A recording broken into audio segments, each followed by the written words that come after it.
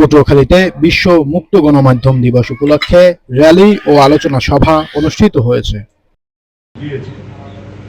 আমাদের পটুয়াখালী জেলা বিএনপি এবং অন্য সংগঠন যারা আমরা করি, যারা রাজপথে ছিল, আন্দোলন করেছে, তারা কেউ অন্যায় করতে পারে না। আমি আপনাদের কাছে একটা অনুরোধ করব, আপনারা সব কিছু লেখেন, আমার বিরুদ্ধেও লেখেন, আমার বিরুদ্ধেও যেটা থাকবে সেটা লেখেন, কিন্তু আপনাদের এখানে কিন্তু একটা বোর্ড আছে, একটা কমিটি আছে, তাদের সঙ্গে আলাপ করে রাখেন। সত্যকে সত্য বলেন, সাদাকে সাদা বলেন, কালোকে কালো বলেন। আমি এবং আমার দল আপনাদের এক কথা দিতে পারি, সত্যকে কোনোদিন আমি দামা চাপা দেব না, যত কঠিনই হোক। আপনারা সেই নিউজটা করেন। সাথে সাথে আমার অনুরোধ থাকবে, আপনাদের একটা কমিটি কেন থাকবে? ডিসিপ্লিনের জন্য, সততার জন্য থাকবে। আপনাদের প্রেসিডেন্ট আছে, সেক্রেটারি আছে, বডি আছে, তাদের সঙ্গে একটু আলাপ করেছেন। পটুয়াখালীতে সাংবাদিকরা মুক্ত তাদের কলম, আপনারা লেখেন, কিন্তু সঠিকটাই লেখেন। বিশ্ব মুক্ত গণমাধ্যম দিবস পালন হচ্ছে। আসলে আমরা কি দেখতে পাই?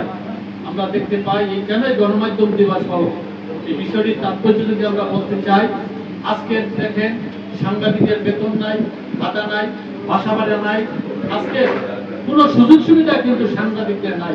আজকে বাংলাদেশের সাংবাদিকদেরকে চতুর্থ স্তম্ভ বলা হয় বাংলাদেশে। কিন্তু আমরা যখন দেখি একজনের কৃষকের তার জন্য প্রণোদনা আছে, একজন জেলের জন্য প্রণোদনা আছে, আজকের একজন অসহায় ব্যক্তির জন্য প্রণোদনা আছে। আজকের সাংবাদিকরা যারা এই দেশের জন্য কাজ করে, অনেক সাংবাদিক কাজ করতে গিয়ে দেশের জন্য মৃত্যুবরণ করেছে, কিন্তু তাদের জন্য কোনো সরকারিভাবে বলেন, বেসরকারিভাবে কোনো ভাতা নাই। আজকের সাংবাদিকদের কাছে একজন রাজনীতিবিদ, একজন অসহায় ব্যক্তি এবং দেশের সর্বশেষ যারা অসহায়, তারা কিন্তু যখন সব জায়গায় নির্যাতিত হয়, তখন কিন্তু একজন সাংবাদিকের কাছে আশ্রয় গ্রহণ করে। তখন আমরা কি দেখতে পাই?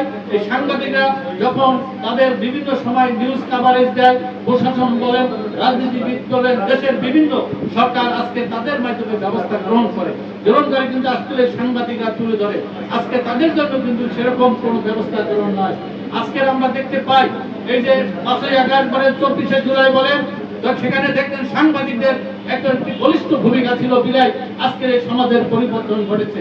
কিন্তু আজকের বর্তমান সরকার, আমরা তারেক জিয়াকে ধন্যবাদ জানাতে চাই এই আজকের এই বিশ্ব মুক্ত গণমাধ্যমের দিবসে, কারণ তার যেখানে যে প্রেস মিডিয়া রেখেছে, সেই প্রেস মিডিয়ায় কিন্তু 10 জন সাংবাদিক তিনি নিয়োগ দিয়েছেন।